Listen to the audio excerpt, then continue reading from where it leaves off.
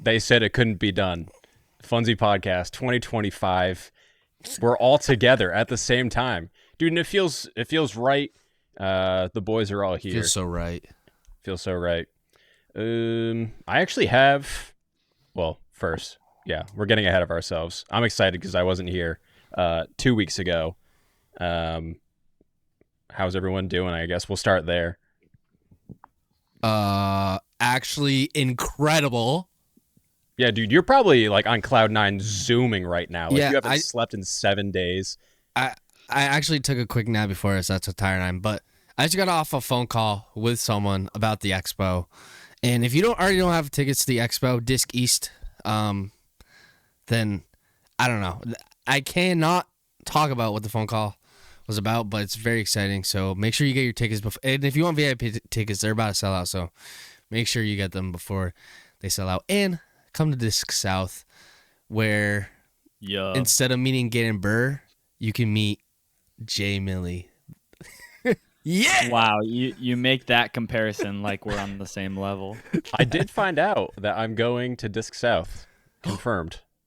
Yeah. That's what I was hoping for. I was like, Joseph's probably going to pay Sajko to go out there. Well, because I found out, I was like, are you going to East? And he was like, no, I don't think so. He has like maybe it was his sister's wedding to go to. And he's going to South. And I was like, yeah, I want to like try to go, but I'm not sure. And he's like, I mean, we're doing an Airbnb, so you can just come with us. I was like, well, that makes it easy. Sick. I'll see you boys there. Boom, baby. Nice.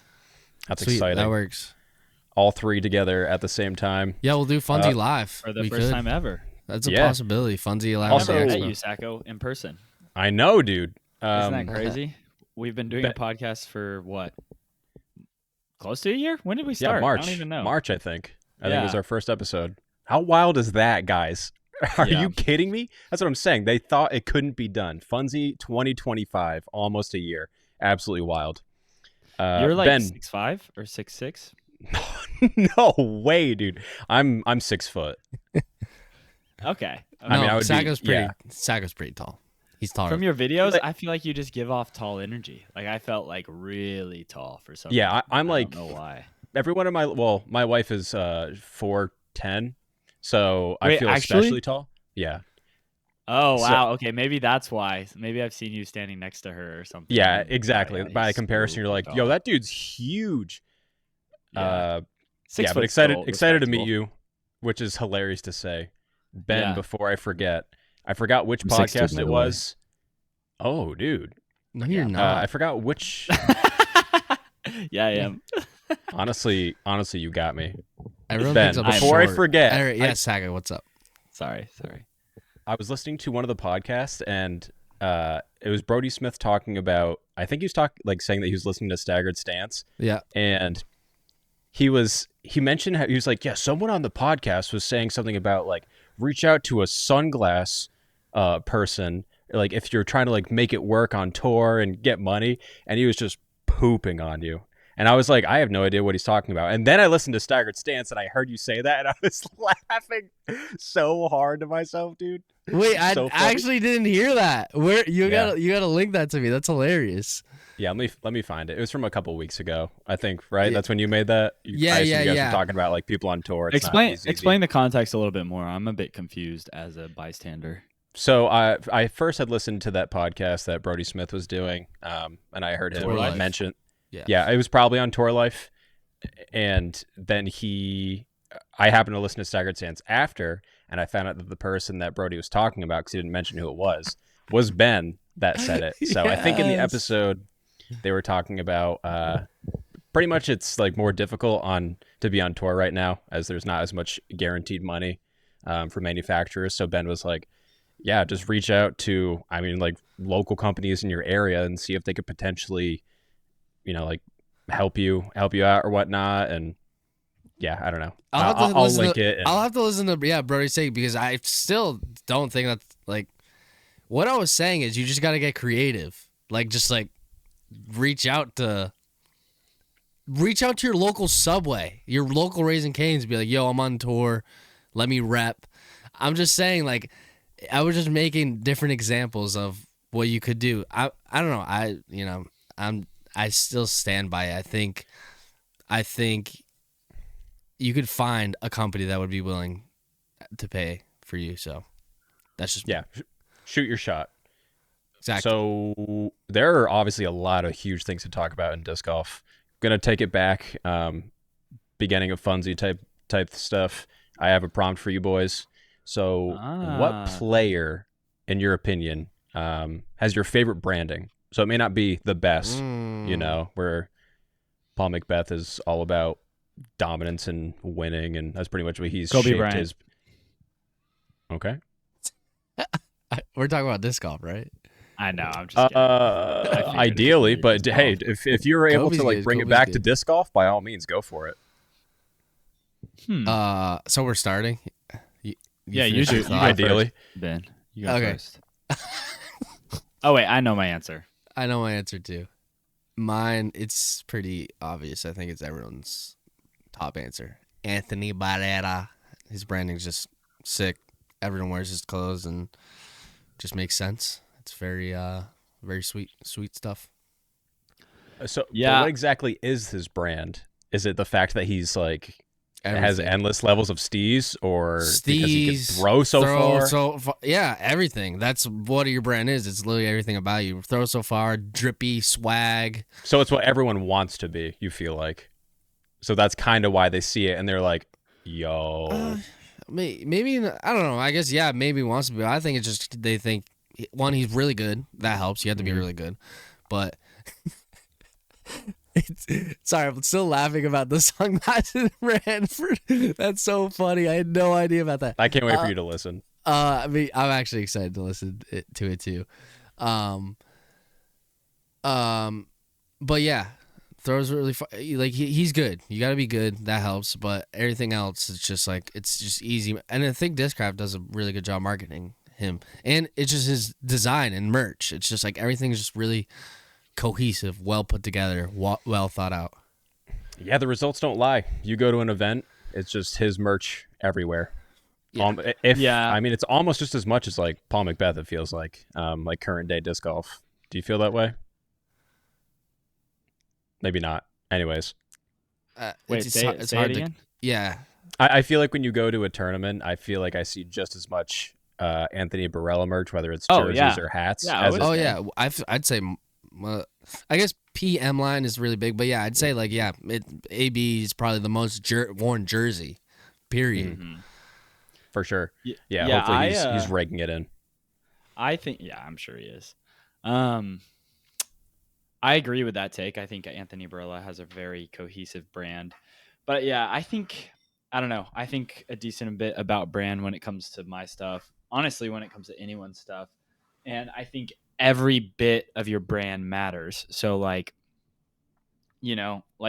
he dresses a certain way. All of his jerseys are, specific. He has a really cool logo. And I feel like he also gives off I feel like he has a cool guy vibe, in his interviews and any video you see him in. I'm sure that's just how he is, but hey, maybe it's a character and, he's always putting it on or whatever. So in terms of branding, everything is cohesive across the way. I do think his YouTube videos could use a little bit of polish and that would help, but I don't think he needs it. Obviously he's doing well enough. Agreed. But my favorite is going to be Silas Schultz. Ooh, popular pick. Yeah, very popular pick, but it's just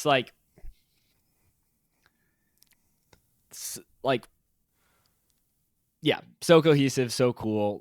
No one is doing it the same way. No one can edit like him. Everything is beautiful, and he posts really cool edits. He's just beautiful, just true, flat out. That is true. That helps. Yeah, I also feel I don't know. You guys might think this as well, but I feel like part of the reason they're so popular is because they are the stereotype of a disc golfer. It's going to be a college age white dude, and college age white dudes are going to gravitate towards college age white dudes who they think are cool And so I feel like that's why those guys have two of the most popular brands. I don't know.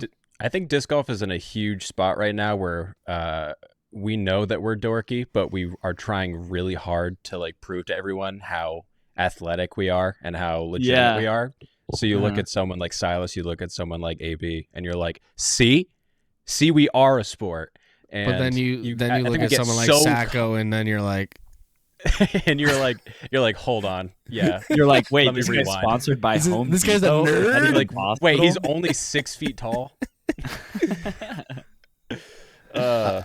Well, when you saying stereotype, I thought it was funny because I feel like the stereotype is like weed smoking, like paper bag, like. Well, like I feel like there's like two generations. There's a couple. There's that generation, but I feel like the new up and comer COVID boom person is someone like me. You know, I just like if someone like me was going to pick a pro to look up to, it's going to be Silas and AB. And I think that holds pretty true throughout the sport. But I don't know. I'm not in psychology. Agree with you. It's like everyone likes the cool guys. That's a big power play. Yeah, that's why you got Discraft out here just pumping out brands for every single player that they believe in.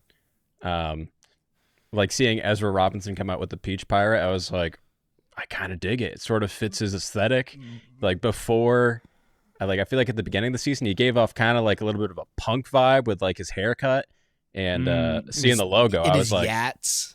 Yeah, I dig it, dude. It feels right. Honestly, kudos to Discraft.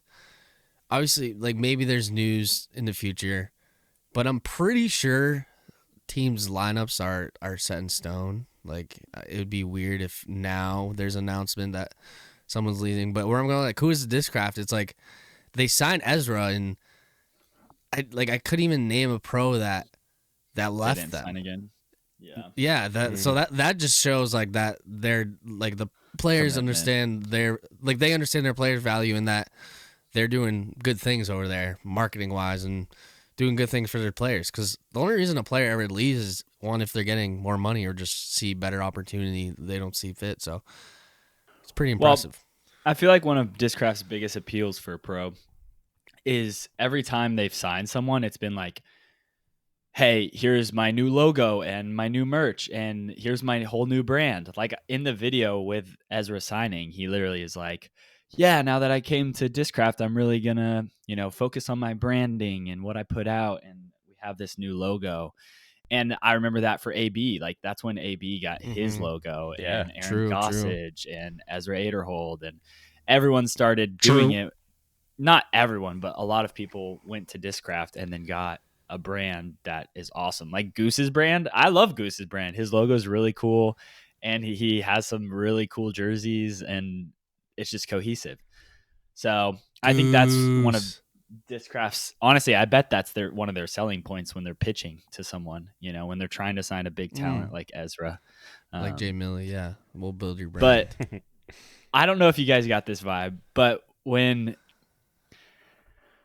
Ezra was talking about his logo, it kind of feel like he got put on the spot, and maybe he didn't. But to me, when I was watching the video, I was like, oh, like, I feel like he wasn't prepared for this. Like, I feel like he wasn't prepared to explain the logo. And maybe I don't know, it just felt like. I'd have to watch it again. I don't even remember it. No, I get what you mean. Because watching it, I think he did a good job, but it also felt like he was very aware that there was a camera on him while he was delivering his lines. Yes. So, yeah, not to take away from it, because like I said, I was like, oh yeah, I think it's important to explain meaning behind the thing that you're doing. But yeah, I think you're spot on with that for sure. I'd be excited or interested to hear what he had to say. Yeah, I feel like obviously there was a ton of thought put into his logo, but it felt like since he was put on the spot to explain it, it came out kind of like not as cohesive as I'm sure it was whenever they, kind of finalized it. And maybe that was just camera nerves, and maybe he knew he was going to be put on the spot like that. But it made me like, I just noticed it, I guess. I just keyed in on it. I felt like when I think about a video I'm making, I don't want people to like step outside of the story. Like that's something people talk about with movies. Like they want you locked in on the movie and not even thinking like, oh, that was a weird shot or whatever. Yeah. And it kind of happened like that when I was looking at Ezra's announcement. Yeah. When you saying that reminded me of something that was very funny like a couple of weeks ago. So I'm sure you know Mr. and Mrs. Bogey, now another round Twin Cities. So Nick has been putting out content on Instagram for like the last 5+ years. I've even mentioned on here before. I was like, yeah, like him doing all that stuff. I was like, he like it made me want to start like doing content and stuff like that. And now that he's like opening up the store, he finds that he is doing like more looking into the camera type of stuff.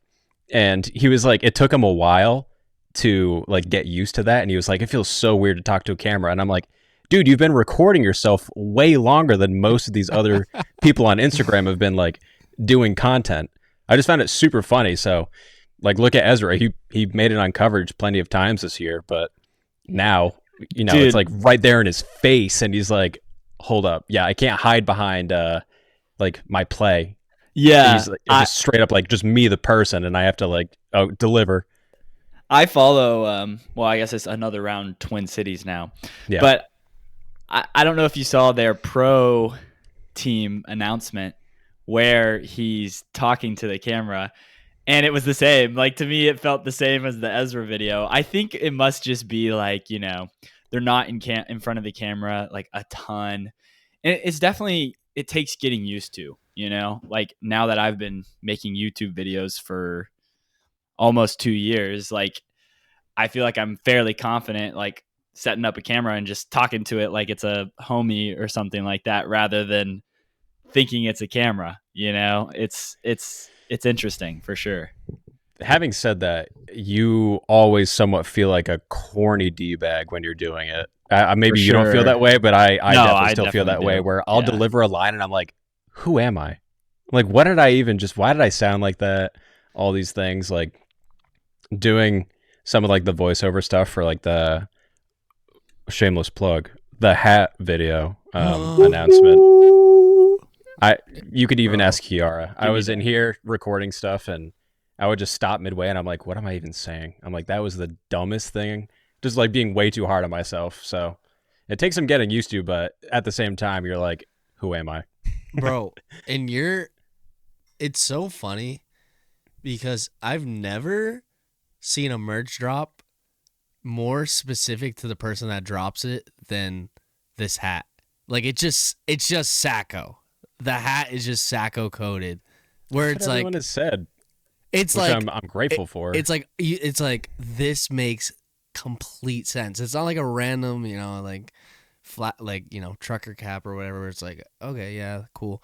It's like this is a hat Sajko crafted with love and joy and just would wear even if it didn't have his logo on it, because it's just, I don't know, I think it's a cool spin, I guess, on merch that you definitely did something that you enjoy and looks good on you, as opposed to like thinking like, I'm not saying it doesn't look good on other people, but I'm saying as opposed to like going with the typical like, you know, regular hat, if that makes any sense. No, I appreciate you saying that. Just a quick funny story. So I had texted Austin Turner being like, if I sent you a hat, would you wear it? And he was like, honestly, no. he was like, dude, it's not my aesthetic. I was like, all good, man. Just know that I hate you, but it's all good. But that's what I'm saying. I like that though. Just so you know, Sajko, it's not necessarily my aesthetic, but I'm willing to try for you. Dude, I appreciate that. Me too, Sajko. Me too. Do you guys just not wear 5 panels or? No, I don't really it's like more of a. panels. It's more of like a. Oof. I bet you guys would look clean in them. Yeah, I've never. I mean, actually, we'll see when mine comes. That's why I tried to go for like a give me neutral that. color, not to harp on it for too long. Oh crap! What Oh. the heck? I didn't know they were coming Yo, back. dead last? Yo, what's Wait, up? So this is like guess? is this a 5 panel or a 6 It panel? is, but it's a different structured style. It's like a 6 panel. Yeah. So this one I've been wearing for the Expos, but yeah, I haven't worn a one that's like specifically 5 panel like that. Yeah, it definitely comes from my skating days for sure. Just try to go for like kind of a Carhartt sort of thing. But yeah, I'm glad that people are digging it. But anyways, not to harp on that for too long. No, dude, that's the thing, boys. It's our podcast. You can advertise all you want. Yeah, but I didn't want to. I was like, I'm okay like talking about it, but I don't want to go on too long about it because then you get like self-conscious. You're like, yeah, I don't want to talk for too long. I don't want to look like a tool. You're not a tool. Dude, I liked the new profile pic, Sajko, paired with the hat drop. Oh, thank you.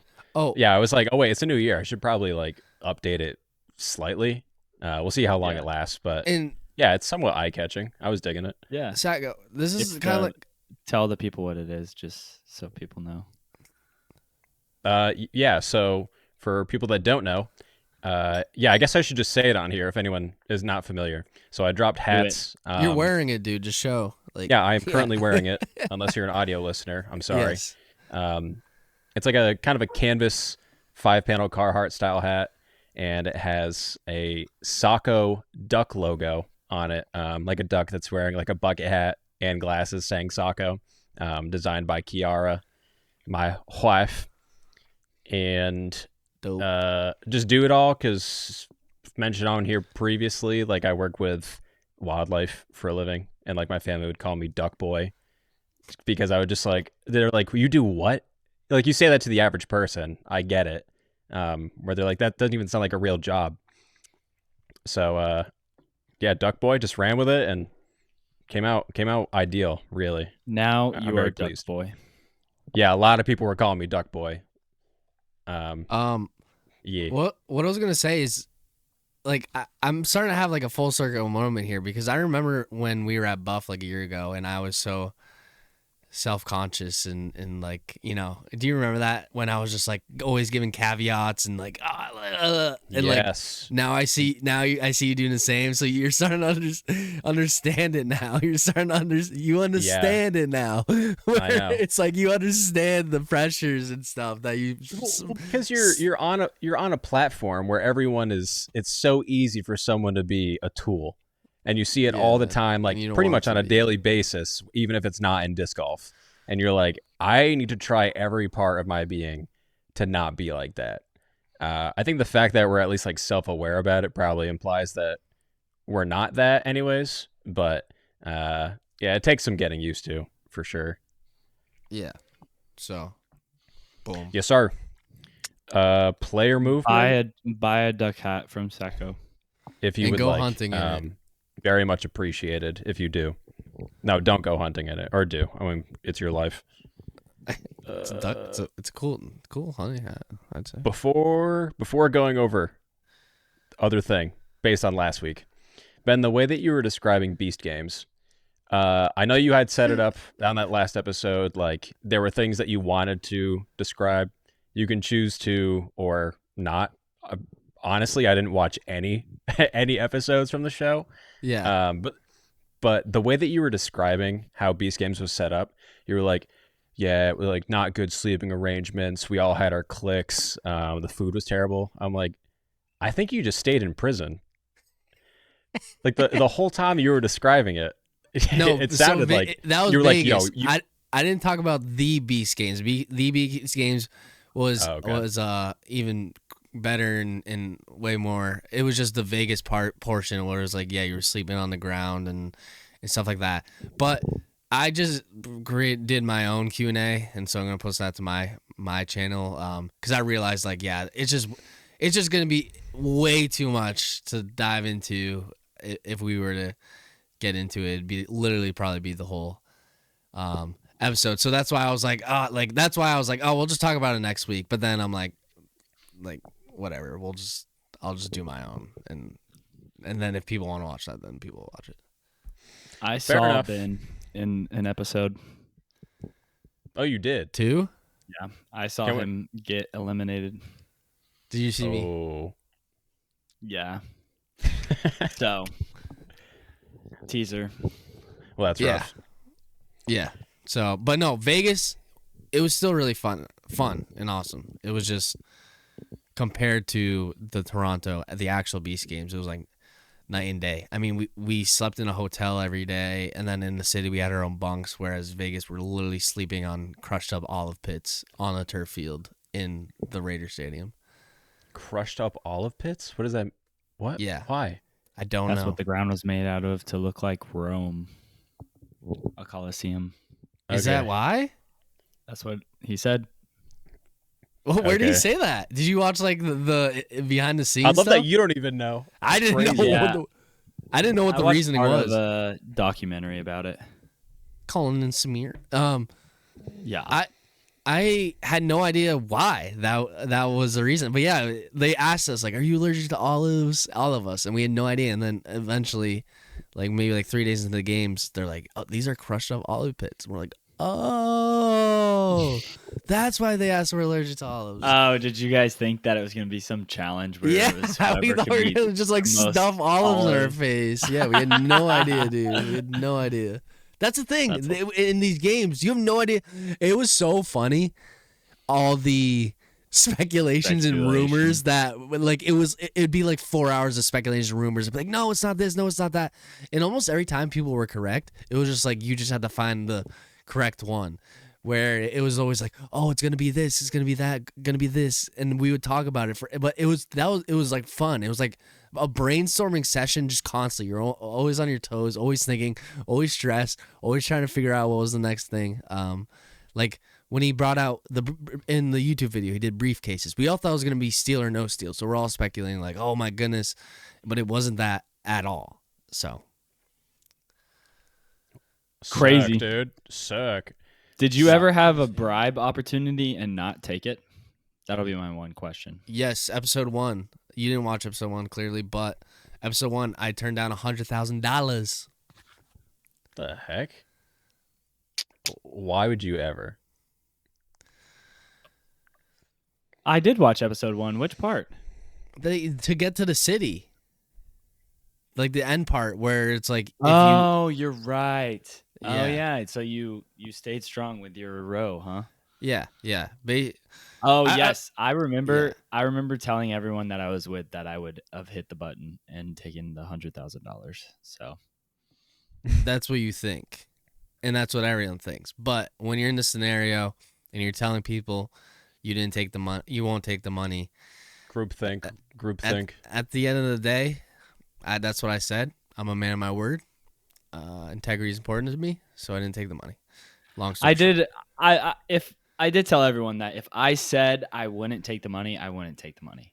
And that's the thing. You had to tell everyone you went. Everyone who took the money told everyone they wouldn't take the money. That was because if you didn't say you wouldn't take the money, guess what? Someone's just taking it on you at $20K because you're not trusting. That's why people don't understand. We all were talking. We're not taking the money. We didn't know it was gonna get up to $100K. We thought it'd be like $50K. No, what I would do, my strat would be ask everyone else if they were taking the money, and then just keep steering the conversation away from me. But saying it would be too obvious. Money. And you had to think on your toes in that moment. You had no idea what was happening, so you would have had that. Like now you can say that strat, but you would have had to think on your toes to make that strat. And maybe, I don't know maybe. I don't know about Texas. I'm pretty good at board games, dude. I'm pretty good at board games. You ever played Mafia? I'm the GOAT. Yes, dude. At Beast games, everyone just played Werewolf all day, every day. And I intentionally didn't play Werewolf because I didn't want to give people like any advantage on me. Like I was that far in the game. I was like, I'm not playing Werewolf. Like, are you kidding me? Like, it's just a game based on lying. So I was just like, I'm not doing that. But I don't know about Texas, but Massachusetts, if I did the 100K, I probably would have got 60K. So you also got to think about that. I mean, 60K is a lot of money, dude. 60K is a lot of money, but it's not 100K. True. How much you end up with? Did you get 100K? 2K. Oh, not bad. I was trying to roast you. No, yeah, I got 2K per contestant. But yeah, it was just like, we were on the same team. We all said we wouldn't take it. just at the end of the day, once I said that, 2K's not bad. 2K's not bad. And okay, cool. The fact that you could keep going, Jay Millie, like it's just like that fact of like you're in beast games, like how far. Let's see how far we can do this thing. You know, that's another big factor. Anywho, true. All right, boys. I am slightly torn. Like I mentioned earlier, there's a lot of disc golf news. I had listened to a bunch of the other podcasts, and I heard let's go with yours. With mine? Oh, sorry. What do you mean? Sorry, I was saying like I've heard like a lot of podcasts already recap like a bunch of major things that. So I'm like, do we tackle those topics and give our thoughts on them? What do you guys think is the best way to approach this? So when I said let's go with yours, I'd say if you have another plan, I'd say let's go with your other plan. I agree with you. Like we can just recap like Big Germ, Left Innova for people that. Go ahead, Jay Millie. Big Germ, Left Innova. Well, Ezra signed to Discraft. Parker Welk to Dynamic Discs. Unexpected. I just wanted to say that we talked about Prodigy last week, and guess who got a huge Prodigy box in the mail and started doing Prodigy video. He commented on our thing, brought the Prodigy ? So we might have inspired him to reach out. And wait, he commented on the YouTube video? Or yeah, what? He said brought the way. Prodigy. So before he started posting, or what? Yeah. Like we released. This was 2 weeks ago. We did the video, right? CEO. Yeah. So that might have inspired him to be like, you know what, this is a great idea. And shout out Will. I mean, I was talking to Will a few days ago, I think, and he's just a swell guy. One for the people. So he capitalized on that opportunity, and he sent him literally Prodigy's lineup. Dude, I think that Broderick has struck gold on that format.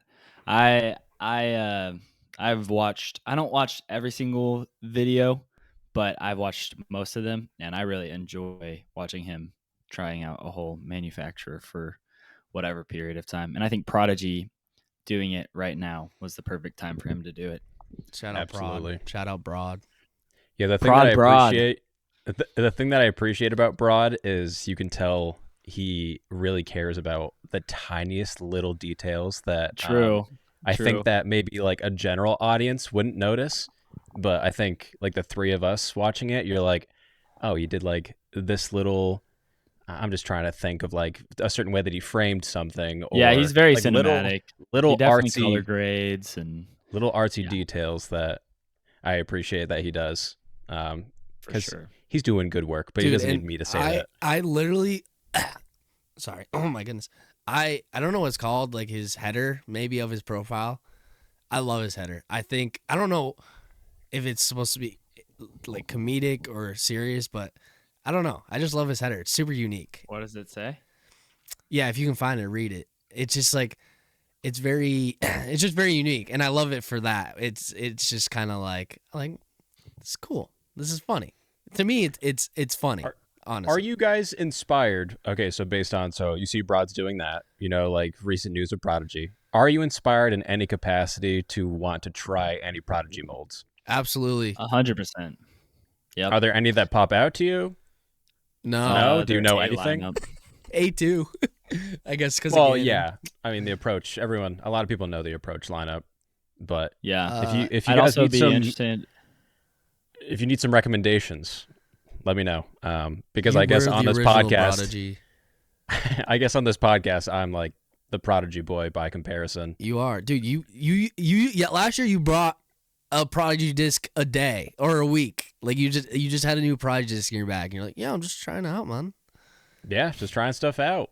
Yeah, it's fun to just you hear what people say, and people jump on the bandwagon and be like, that sucks, that's trash, that sucks. And of course, like there are decisions that were made that I can understand maybe why people thought that. But then if you just continue saying that over and over, it's like, I don't know, try some stuff out because they're making some good stuff now.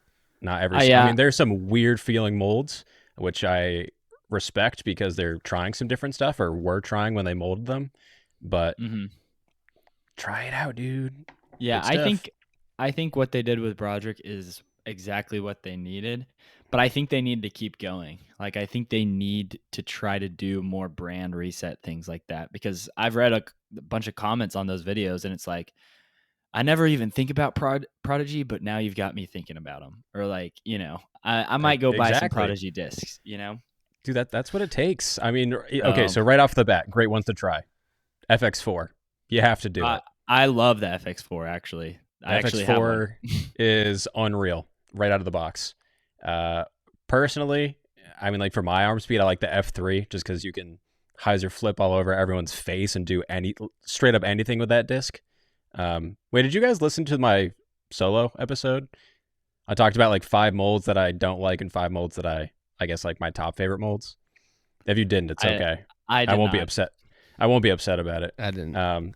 In that one, I did mention I had tried like the PA4 a couple times and I didn't like it. And then Brod's like, oh, the PA4 is awesome. And I was like, dang, do I have to try a PA4 again? Like, what am I? He said he said the right ones though.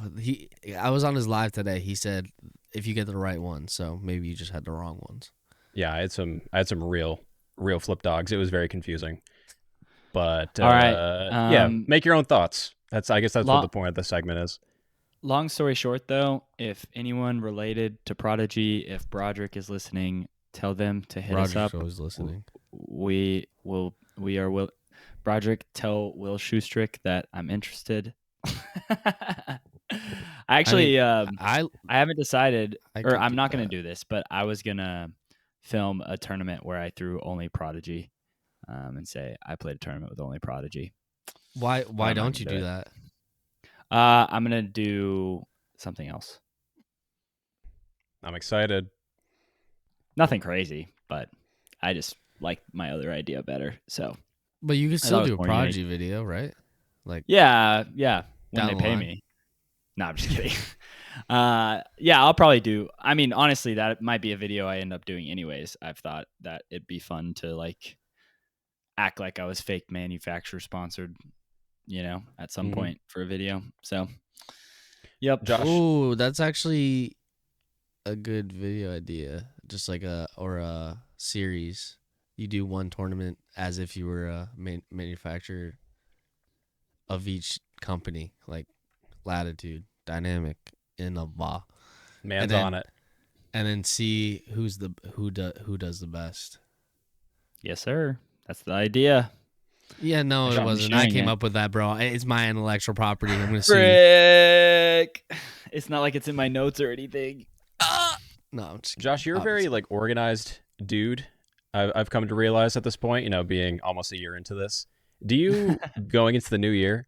Do you have like multiple months ahead that you've planned out videos, or is it kind of like you put out a video and then the new month comes up and you're like, what am I feeling? Like, what do I want to do for this time?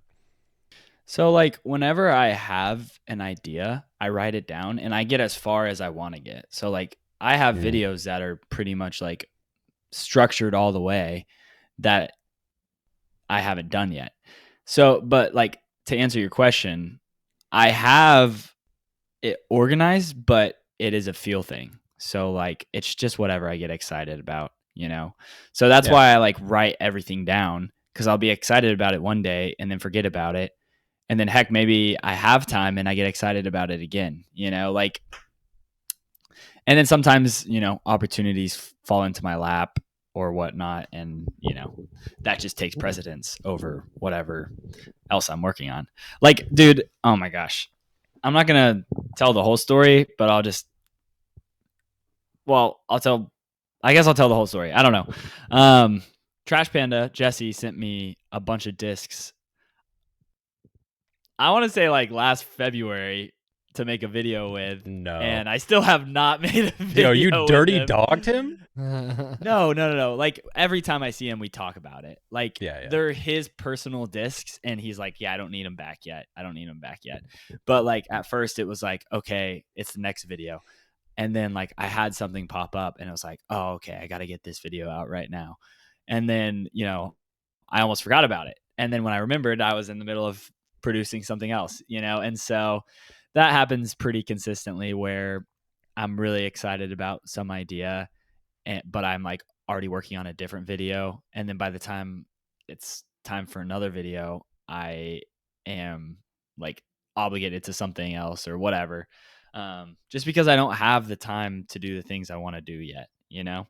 Yeah. Like one of my goals for this year is to do, well, I'm putting it out into existence, so you guys can try to hold I'm judging me accountable. you.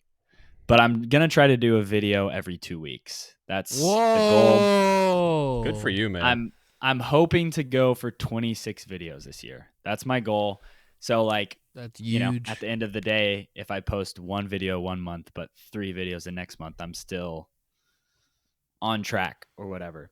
So that's my goal. You know, we'll see. I think I posted 15 videos last year, which is like, what the heck? Only 15? Like, it felt like so much when I was doing it and when I was like producing it and putting them out. But looking back on it, I'm like, 15? That's like barely more than 1 a month. Like, are you kidding me? Are you bad, it's because Josh? you're Mark Rober, bro. You're the Mark Rober of disc golf. Yeah, but I can't make any reasonable money only putting out 15 videos a week like Mark Rober can, or 15 a year. But it's crazy that you literally have the most subscribers from doing that. It's because yours is more viral content. So and I post a lot of shorts as well. My shorts. Oh yeah. Well, that's a good point. So. I'm just saying. I guess it's like a trade-off. So are you pushing that limit because you feel like the way that you're doing it currently has gotten easy, or you're in a spot now where you're like, am I able to do that? Or what's the reason by trying to essentially, well, you're not doubling, but like trying to go bi-weekly? It's not that it's gotten easy. It's definitely gotten easier. Like I have a better idea of my process, my creative flow or whatever, and how I want to make time to do these videos. It's more so I work better under pressure. Like, you know, if I have to post a video by a certain day, I usually, you know, am editing the 3 days before and then post it on the day it's due. Like my mindset for shorts for the longest time has been I do 1 short a week. And usually that just means I only have 1 short a week. Like I haven't really gone above and beyond, even though I probably could have made the time for it. And then my mindset for long form videos was even more lax. It was like 1 a month pretty much, but it didn't matter when it was in the month. And so I just felt myself having the time to do it. But since there wasn't really like a deadline, I was acting very leisurely and just like, you know, wasting time in ways I didn't want to waste time. And so now I'm like, okay, you know, every 2 weeks you got to get a video out, and that's much more pressing, and you know, I have to be on top of my stuff. And I'm just hoping it becomes more of a routine and habitual for me to work on my videos. But all that being said, my caveat is I might not hit it. Yeah, but that's okay. See. That's okay. Like that's a huge undertaking. Like you're for sure. Bro. Completely revamping your creative system. You're revamping. And it takes like a lot of time to get used to that. Like I recall even last year I would stress out about, I'm like, oh, day job, this, do that. Now I've like, at least at this very moment, I'm definitely got faster at editing stuff, and I'm much more comfortable in the environment that I'm in currently, which is cool to say because it just kind of naturally happened that way. I'm not. I honestly try to write down like ideas and stuff like that, but truthfully, all the things that you see me upload, I pretty much come up with like in that moment, whether it's like another round or my stuff or whatever. I don't know. I just function better that way for some reason. Yeah. I think there's room for both of that. Like totally. You know, like I think it's good to have. I do not think with disc golf, like if you're gonna play or be a personality, I don't think like scripted to the T videos are gonna work. But I also think super fly off the cuff stuff is really good. Like I just think that there's a give and a take. Like for my videos, I have like a typical flow that I want to embody, but I also want my personality to come out and for the story to have its own legs and walk. And so I think there's room for both of it, I guess, is what I'm saying. Right. I think I'm right in the middle as well. Yeah, pretty much. Like, I guess what we're saying is it doesn't matter how you get there, as long as people like you look at the final result and you're like, oh, I like that. That's pretty much what matters. For sure. I definitely agree. Yes, sir. So, do you guys think that Ricky is leaving? Think that Ricky is leaving Dynamic? Yes. More than likely. Contract up? No. Yeah, it was 3. It was. If his contract's up, then was it 2022 that he signed? I thought it was or 4. It was 4 years. Yeah, it was 4 years. 4 years, Oh. $1 million a year.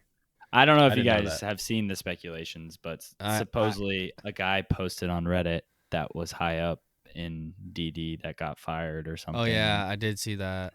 Say that they're bankrupt and they're getting rid of Ricky and blah blah blah, all this stuff. So I didn't know if you guys had opinions. And then they signed Parker, which kind of weird for sure. Like that's not me going against Parker. Right. And that's not me going against Parker. It's just like they say this one thing, but then they are taking on people. So it's like they're trying, but they just don't know. They don't know what they're doing right now, it feels like or where to go. It's like they're trying to repair. It's kind of what it feels like. Yeah, dude, I mean, they're in a tough spot. You guys, I think I've talked about it on the podcast. My experience with Trilogy, all that stuff was not great. So I am not surprised to be hearing any of this stuff I've been hearing. Yeah. Again, I've heard other podcasts kind of talk about this, but like I heard from Kyle from another round before, like he talked about how incredible it was to be a part of Dynamic in the past, because you would go to Emporia and it was like a party, and like they really pushed how much fun it was. So, like it's very family oriented brand, and when a conglomerate or someone comes in, tour. Yeah, right. Like and when an outside force comes in and really focuses on money over everything else, it shows for sure. And people feel that. Another thing that I saw a lot of people on that Reddit thread that I did not really expect is everyone was complaining about the names, how it's based off the judicial system or the law system. Oh, really? Like they don't like it? Yeah, a lot of people were saying, it's because their names are like terrible. I never knew that was like a thing people thought of. I saw so many comments of that, Sajko. Like no, I understand. I'm just saying, I think it's cool. I think that's more unique than half the other brands out there. But it is a little obscure. Like why pick that? I understand like when Dynamic Disc is first doing it, like they did the Judge and I think the Trespass came in, but it is kind of a obscure thing to sink your teeth into as a brand, to name your discs. It just kind of, at least you didn't name your disc the Taylor or the Rockstar. Like those are butt names straight up. Taylor Swift. And that's why they're gone now. True. I don't love it, but I definitely understand it and like that it's more cohesive than like someone like Innova who has the Destroyer, but they also have the Pig, Animals. Well, it was mostly animals, yeah. Yeah, mostly though. Like why deviate from that? Like just stick all animals at that point. Back to Prodigy. How do you feel about their naming scheme? Since we're on the naming scheme sort of thing, a lot of people give them crap because it feels I've like never it's liked like the hot thing to do. But then I realized Discmania does the same thing, and I think now I realize I don't like it because they have way too many. I think they just they have a lot of molds, dude. No, but like way too many. Like they have up to like F7. I'm saying like Discmania is like P1, P2, P3, P3X, I guess, and then MD1, MD2, MD3, MD4. I guess when the MDs are a lot, but then you get FD1, FD2, or FD, FD1, FD2, FD3, DD1, DD, DD1, DD2, DD3. It feels like for Prodigy, it's like D1, D2, D3, D4, H3, V2, H7. H7. There's just too much where it's like you don't know where in the flight charts the H1 is compared to the H3.5. Yeah, it's opposite of Discmania in that sense of like how number compares to stability. There are like weird things. I guess back in the day, I heard there was an M5, which was like one of their first molds. So for people that don't know, M4 is as understable as their mid ranges get, and it's like a very neutral mid. And people said that the M5 was horrendous, so they got rid of the mold. I guess like very early on. I didn't know it was opposite. I didn't know the higher numbers, the more understable it was. No, like the more overstable, higher numbers get. Whereas opposed to Discmania, where you go up in numbers. So it's like FD compared to FD3. FD3 is more overstable compared to Prodigy. M4 is least stable compared to M1, which is most stable. Yeah.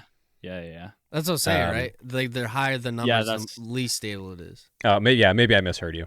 Yeah. But I did also hear because I watched I think like the first video that Brad had put out about the Prodigy thing, and I think he wasn't sure about like what was going on with like the archive and a bunch of the molds that were put out for like Kale and Kevin Jones and whatnot.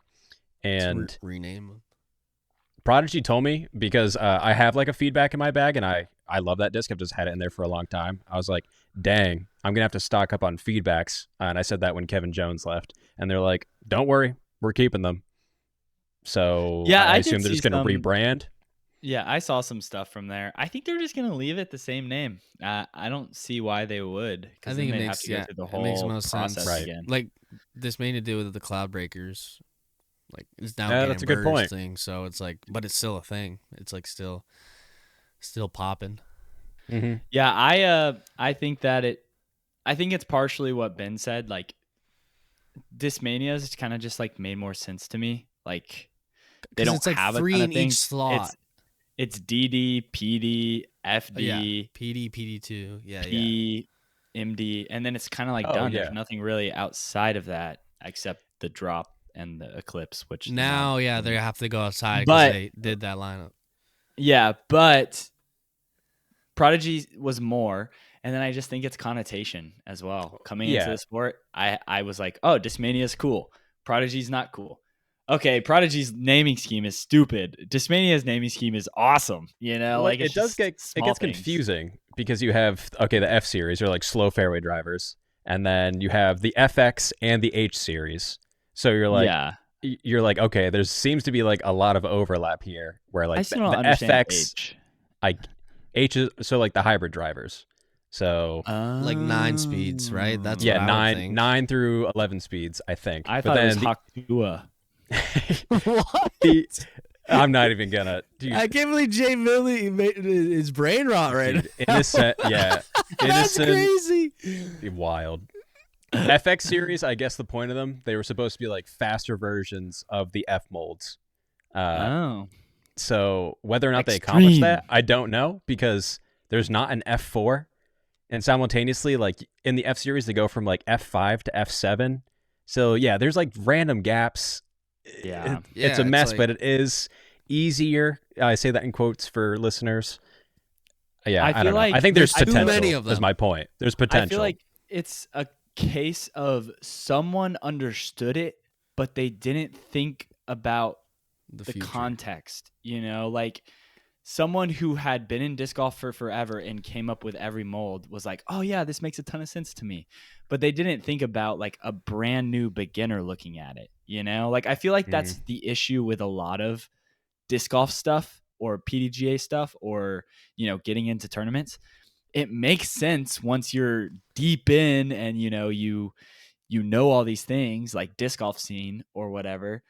But like coming into the sport as a beginner, it's hard to contextualize, you know, it's hard to start from square one and understand what the freaking H3V2 is, you know? Like, you know, I Dude, think they had to change the old molds. Yeah. I think that's where a lot of issues come from. It with feels Prodigy like, and with everyone else in disc golf. So when you watch whatever that guy is, the restaurant rescue guy, where he goes and saves restaurants, I forget his name. Gordon Ramsay. This is amazing because I'm watching Kitchen Nightmares currently, so this is very strange. There you go. Yeah. Okay, so Gordon Ramsay does do one, and there's another guy. He's like bald, like Australian with glasses. Yeah. I don't know. But anyways, one of Gordon Ramsay's Kitchen Nightmares complaints that he always says is there's too much food on the menu. Like you gotta you gotta cut the fat that no one cares about. That's a good analogy. Come on, Ben. Yeah, come on, man. Let's go, dude. And that's what I think. Funsie 2025, baby. What do you know about that? Less ums. Yes. So I think they have too much food on the menu that they don't. Less ums. It's what I do. And I think they have too much food on the menu, and some of they're like trying to serve clam bake in a pizza restaurant. You know, it just doesn't really work out. So I think if they cut some of the F7s, or like just recalibrate, let's do F1 to F4, even 3 maybe, and then maybe the other ones name them like the camel or something. Just name them something different. Get a base system of basically what you need as a disc golfer. If you just put the P's and the M's and the F's in your bag, you can kind of play disc golf. One's going to go left, one's going to go straight, one's going to go right. And then everything else will be kind of like gap fillers for maybe you prefer a feel. Because that's a lot of what discs are. A lot of discs do the same thing. It's just they prefer the feel better. Totally. I think Prodigy should cut the fat. I feel like we kind of talked about this last week, but I just had this idea. I feel like since they're trying to reset, or maybe they're not trying to reset and we're misunderstanding everything that's going on, but since they're trying to reset, it could be interesting for them to essentially do what you're saying and just be like, hey, forget every name of disc we've done before. We're resetting everything. Every mold's being renamed to this new format or whatever they want to do. But essentially just say, hey, we're getting rid of all of these out of production on these 15 molds, but we're keeping the best ones and we're renaming them. I feel like it would be good for the like longevity of Prodigy because it would hopefully make it easier for a beginner. It would reset them for someone that like doesn't like Prodigy already. Like it's just a whole rebrand, and the big move would definitely put them on the map or whatever again. And then on top of that, I think it would have the appeal of like, oh my gosh, you know, is that an OG F7? You know, like is that a pre-reset Prodigy F7? Like the same appeal of like, oh, is that an Innova run? Pre-reset. I like that. Disc we're Mania, killing it. You know, pre-reset. Yeah. Also, like F7 fun disc. Yeah. I just feel like it could bolster like collector market for their OG stuff before they, you know, reset or whatever. And then also just have a bunch of other like great things that could do for them, you know? Like there's no reason the F7 should be called F7. It's an unusable disc other than like very, very, very beginner that can't really throw. It's more of like a fun disc. It should be called the Funsie. Or the whirly birdie or whirling dervish or whatever. I don't know. Something just like you're talking about weird. The F9. Like the F9 straight up is. I didn't even know there's an F9. That's what I'm saying. Like what? Oh, it's designed. It's designed as like hyzer flip for like. Oh, is this your first time playing disc golf? Okay. Like it's more understandable than a diamond. So maybe I am. I thought the F9 was the F7. I thought the F7 was the last one. That's what I'm saying. F7 is flippy, but it's a fun. The F9 like everyone loves that's a Rolo, stuff like that. You know, F7. But that's what I'm saying. Call it something like cute, like a Rolo, like Rolo. You know, it shouldn't be in your F lineup. The F lineup should be like your set lineup that is like just pure gems. I get what you're saying. Like when you have a name that people can attach themselves to, it's way easier to like feel something for that disc as opposed to Destroyer. like a numerical scheme where you're like, I feel nothing, but it flies cool. Yeah. Oh my gosh, I love the H3V2. Yeah. Oh, babe, you knew. How'd you know? Yeah. It just doesn't hit as hard as it doesn't. I mean, hit even us. like a Buzz, or a Rock, or not a Rock. Rock, sorry. Easy to look over. But Prodigy, they're doing something right because we just spent half a podcast talking about them. Dude, we've talked about them a lot. I think we're all going to get sponsored by Prodigy by the end of the year. And for good stuff. No, I think I talked about it in the last episode. I think whatever Prodigy can do to stay like in the news cycle, which seems like they're doing a good job of it right now, is very good for them because they're resetting, and hopefully public opinion completely switches. There was a point where Discraft, no one was on Discraft, and it wasn't even that long ago. So no, literally. I feel like it's right when we started, like right when we all got into disc golf. There was a point. Are you 2020, Sajko? Yeah, I'm 21. 2020 is when I played for the very first time. Okay, cool. So, yeah, there was a point where it was Nate Doss, Austin Turner, and there's definitely a third person that is escaping me right now. Maybe Presnell? No, that was before. Anyways, but Michael Johansson. Yes, Michael Johansson. Thank you. And what's it been? Like that was only back in 2017, 16. Yeah, let's say. Literally crazy. Yeah, less than 10 years. And now they're the hype beast brand, pretty much. So absolutely, they're crushing. So it's possible. They'll just keep working away at it. I believe, and we dude. The ones that called it, and they're gonna follow our step-by-step plan, word for word, verbatim, and we're gonna get Steak and Prodigy, and it's gonna go to the moon. Ben, can you say is Will coming to the Expo? Will is coming to the Expo. Yes. Yes, I want to Please talk to him convince again. him. Tell him Jay Millie needs a multi-million-dollar contract. Well, maybe I'll just send him what we would do as Prodigy's CEO in this episode. Be like, hey, this is just, we're not saying this is what you should do, but this might help you with ideas. I mean, Will's literally not that old. He's probably. No, he's like got to be almost mid 30s. Yeah, like so. 32, But I'm saying like it might 31. have him strike like, oh my goodness, that's actually a great idea. So take it with a grain of salt. Or what he'll we're saying, hate me forever. what we're saying no, isn't he seems like a logical. This is it. This is what you have to do, or else it's gonna tank. But I think what we said was a good kind of fresh, new generation perspective. Yeah. I think as long as they stay around and like don't make any silly mistakes, they just like need better assurance plastic. Stuff. Yeah, quality. They just need quality. I as think that'll as cure long a as they lot do for that, them. yeah, I think they'll reset and be just fine. But I do think that if they want to be like, in the Discraft Innova conversation, they have to do something drastic. But I don't know. Who knows? Well, that takes Ben, years, dude. I listened to the episode of Staggered Stance where he was on like a week or two ago. Mm-hmm. And in that, he acknowledged, he's like, yeah, we had these problems with our plastic. He's like, we figured out these things. So now we're working on making it so it's just like everything is normal, let's say. So he's at least recognizing what the problems are and he's talking about them openly. And I think that's exactly what you have to do. It's like, don't hide it.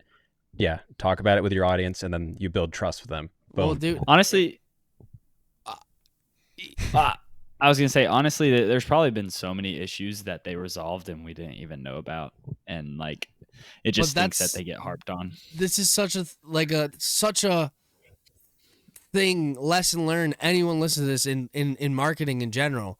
No one thinks about the good things. You don't think about the roses on the side of the road or the flowers or that it's a good day when you're walking down the road.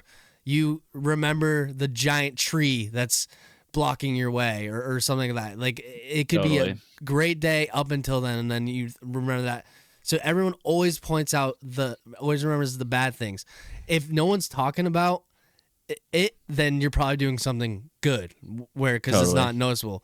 So I think it's a good life lesson that I'm guessing Prodigy is kind of in a pinch. Like it's like these aren't up to our standard.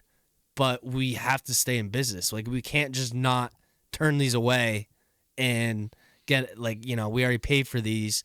We can't like turn these away, and like we just have to release them to the public, and because we got people to pay and money on the line and stuff like that. So I think that I also understand that aspect of it, where it's probably like if you're ordering or making like hundreds of thousands of discs, sometimes they're just not gonna work out. So I'm guessing that was probably part of their thought process at times, where they know the flashing was there, but they had to get it out. I don't know.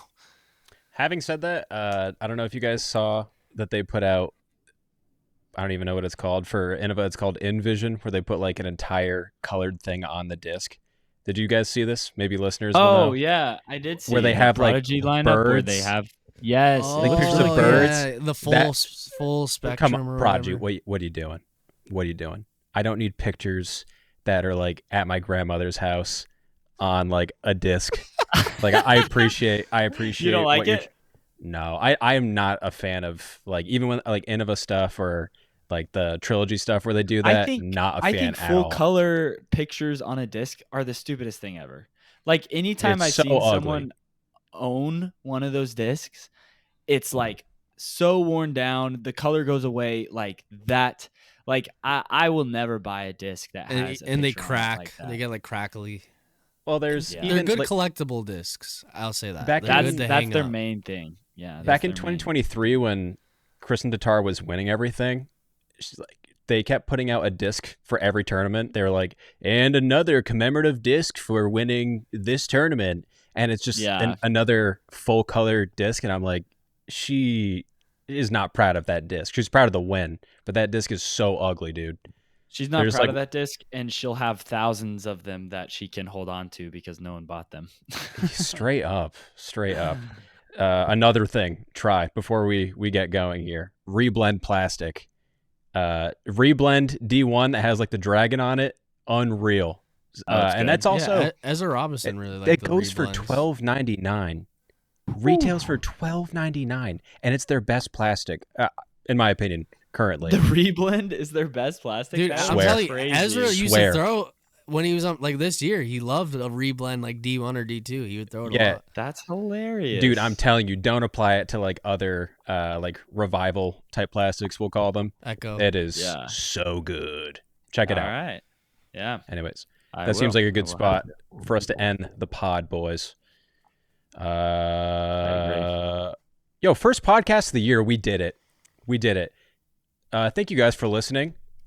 Please like if you enjoy that we're all together in the same space again. It's nice to be back. Comment. We love comments. We love you. We do love them. Please comment. Yeah, let us know if you're liking this. Funsie. Yeah, Funsie out. Later, y'all. See you. Funsie.